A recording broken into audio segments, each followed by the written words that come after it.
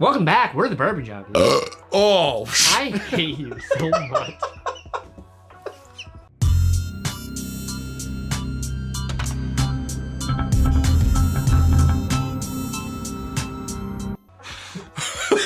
And today, we're gonna go over the whiskeys that are gonna be released around the first quarter of 2022. Ish. I think this goes out to May, maybe, so it's almost Q2. But Give or take. Yeah, we're gonna try. I don't understand quarters, so.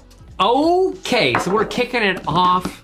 Some of this stuff is already out, we know that, but maybe some people didn't know about it. So we're gonna kind of go over those stuff that's already in January, February-ish. Yeah, some of them, like you just said, some of them are something like maybe worth hunting for now that they're already on shelves, rather than like, man, hopefully in 3 months I see that. Yep.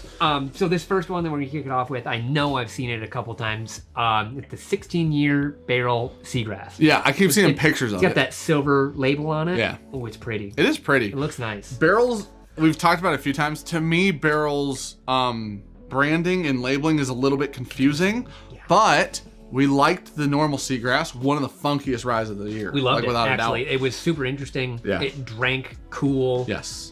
We actually liked the flavor that was there. Yep. We thought it was a smash. It's crazy. It's a wild whiskey. Like, you want to experience, it's a good experience whiskey. I'm in to try a 16-year seagrass. The regular one was wild. Yeah.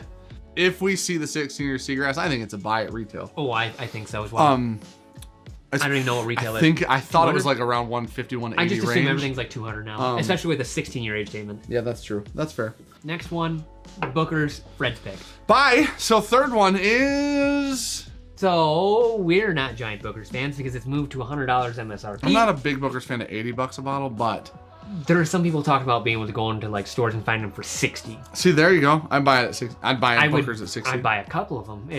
If they had a couple releases and I could pick them up for 60, it was like, I'll pick up 2 or 3. We would be reviewing them all if they were 60. Yeah, but they're $100 and we don't want to do that anymore. In Michigan. Because they're pretty similar. Some are way better than others though.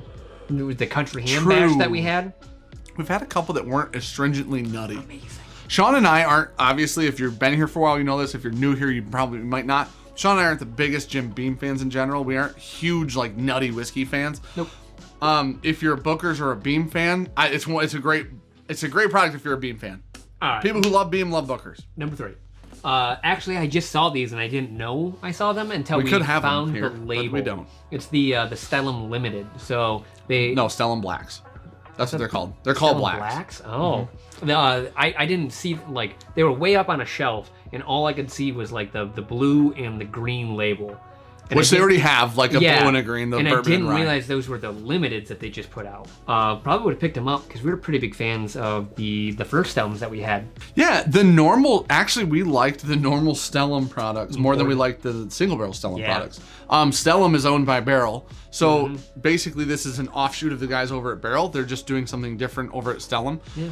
The Stellum Black series, the Black Bourbon and the Black Rye, they're more expensive. You're getting a higher proof though. Well, they're more complex. They say Older their claim whiskey. is that they're older and more complex whiskeys than go into the normal Stellum products. Yep. But the normal Stellum products are around the $50 price range. Yeah. So I think these ones are around 90-ish. honestly, those Stellum Black labels are probably worth a try. It's at least worth a pick up the bottle and see where they're from on the back. Now we got I might take a break through this one. 17. I might just get a chair. It is a Tennessee only release. It's from Dickel.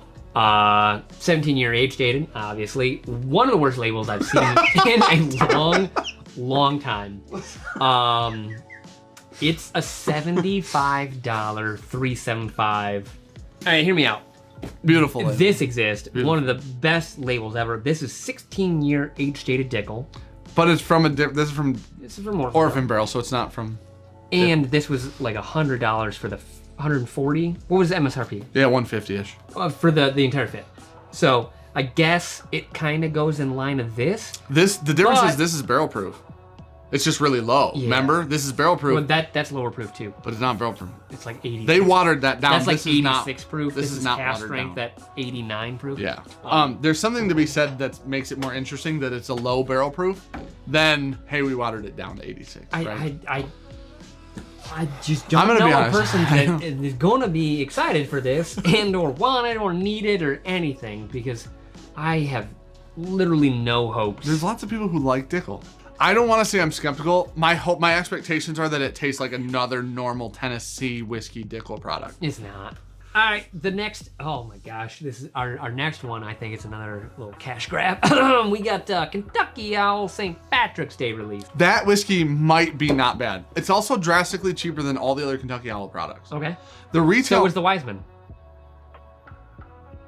That was like $60. This is back in the big bottle, the tall bottle. Yeah, it is. Okay, this Kentucky Owl product is like $125 retail. Yeah. The whole point of the St. Patrick's Day release is that it's blended by two different people. Okay. One of them being from an Irish, it might be Jameson. Okay. You have to look it up, but it's all over their press release was that this woman from an Irish whiskey company was one of the ones that helped blend it. But it's all American whiskey. It's not Irish and American blended. What's different on what now this is, I could retract this statement if the whiskey's bad. So I'd like to, Sean and I haven't drank it, I'd like to this to be taken with a grain of salt.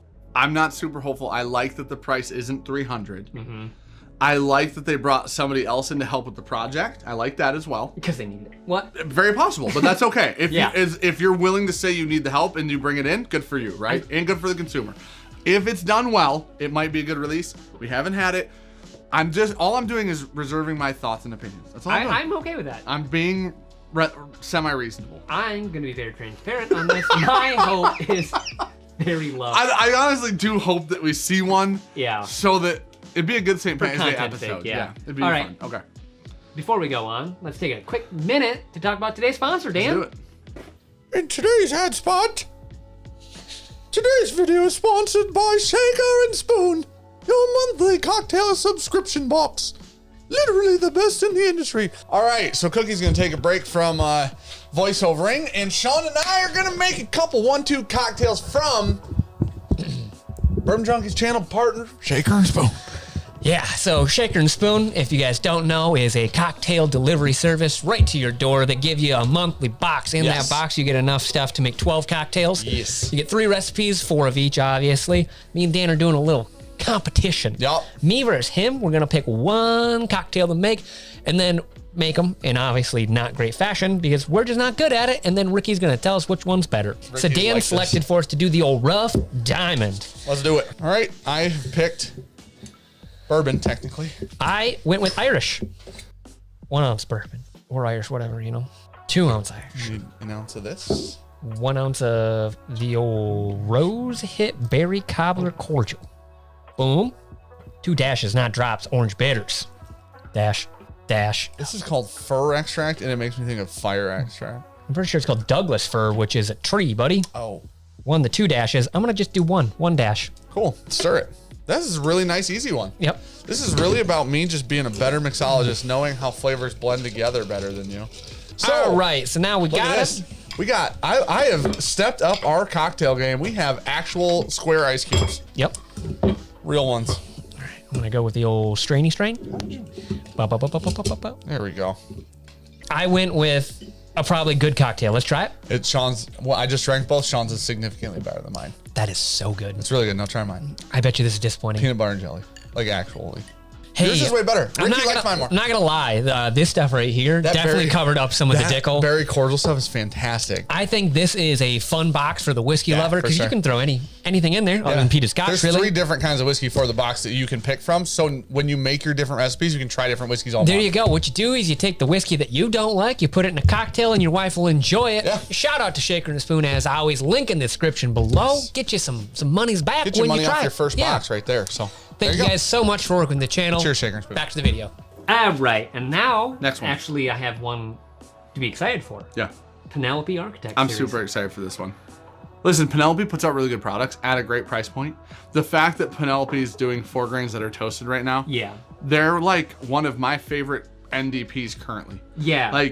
And with this one coming in, it's going to be more like in the archetype of a maker's product, like or the 46. Bardstown's doing it too. Yeah, where they're taking wood staves and using those as finishing staves. Yes. So you're going to change the profile a lot. I really like the license plate whiskey, as you call it. Yeah. The wood fishing series through Makers. Makers 46 does this. Mm-hmm. Really enjoy that. The cast strength, I think, is one of the best that they offer. Sure. I have high hopes for Penelope on this.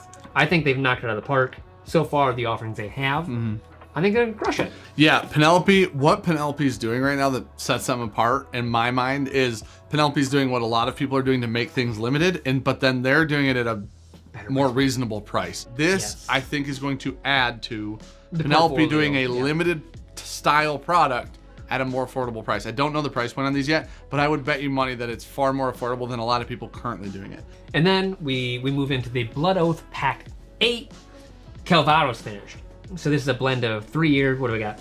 14 year, 11 year, 8 year. The 8 year is the one that's finished, I believe, in the Calvados. It's got a really nice green label. It looks pretty. They look like all the other Blood Oaths. Yeah, I was gonna say, we've been a pretty big fan of the last couple Blood Oaths. This one, I'm looking for this one way more than the rest. We do like Calvados. I love Calvados. The Sagamore did a Calvados rye. Yeah. Perfect. Amazing. Incredible. Love it. I'm so looking forward to this Blood Oath more than the rest of them. I'm looking forward to just because Calvados. Yeah. All Blood Oaths seem to have pretty damn old whiskey in them. Yeah. Which is cool. They've got a good stockpile. And they keep everything around $100. Yep. So it's actually, the price point's great. The proof's the same on every one of them, so they're all 98. 98.6. I don't know. I think they're usually good whiskey. I don't know. It's kind of like it lives in the same idea for me as 4-Gate. That 4-Gate keeps doing some cool stuff, different stuff. Yeah. It is a little bit more expensive, but you're getting good whiskey as that experience. Yeah, I think I'm looking forward to Pack 8 more than I have like 5, 6, 7 for sure. Pack 8 for sure. I'm way more into.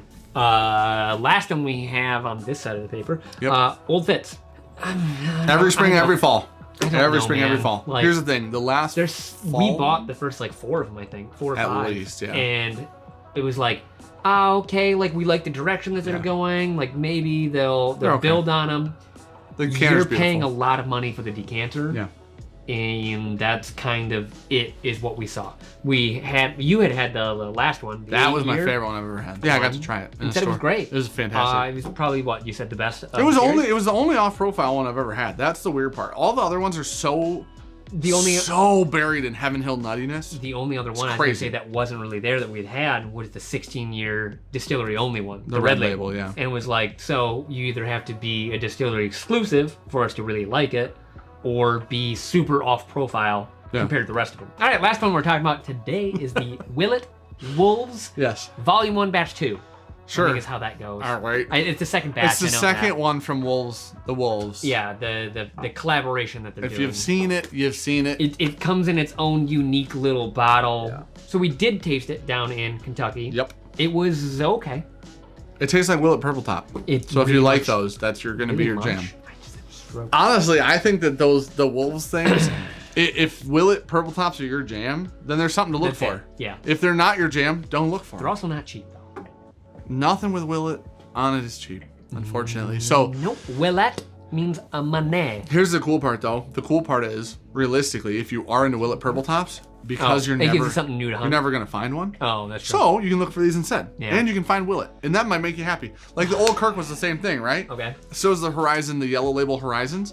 Hey Golden man, black. I can never find a Willett Purple Top. You and I especially will never see one because they don't Willett doesn't come to Michigan. Period. We got no chance. So it's one of those things where it's like, hey man, I really like Willett, but I can never find it. Oh cool, at least there's like 3 or 4 other bottles I can look for. Yeah. That I might actually see. Who knows? So Willett is Willett. Yep. If you really enjoy it, I guarantee there's a lot of enjoy people that really the enjoy next it. Release of it. So look for it. Yeah, for sure. Well, that being said, I'm on a whiskey, and we're done with that. So we're the Bourbon Junkies. Like, comment, subscribe. Yeah. Proofs in the farm. Let us know what release you're looking forward to. Oh, definitely do that. This year. No one's here right now. I can say whatever I want.